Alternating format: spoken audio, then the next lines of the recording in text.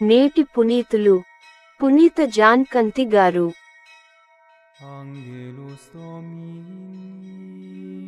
ప్రభువు మహా దినమునకు గుర్తుగా నేను ఎలీయా ప్రవక్తను మీ యొద్దకు పంపుదును. సోమవారం, డిసెంబర్ 23, 2024.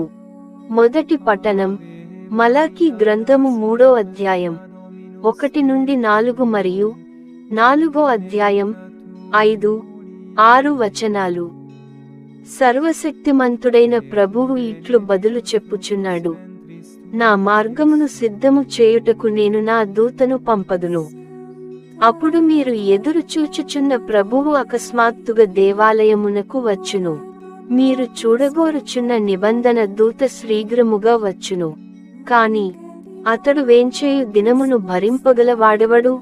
అతని ఎదుట నిలబడగల వాడెవడు?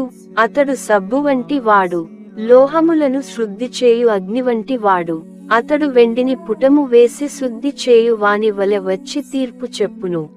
లోహకారుడు వెండి బంగారములను పటము వేసినట్లే ప్రభువు దూత యాజకులను శుద్ధి చేయును. అందువలన వారు అతనికి యోగ్యమైన బలిని అర్పింతురు.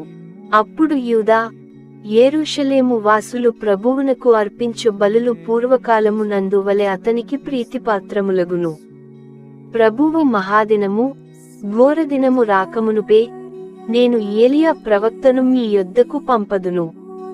అతడు తండ్రులను కుమారులను మరల ఏకము చేయును.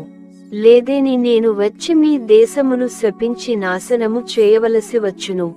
ఇది ప్రభువు వాక్కు.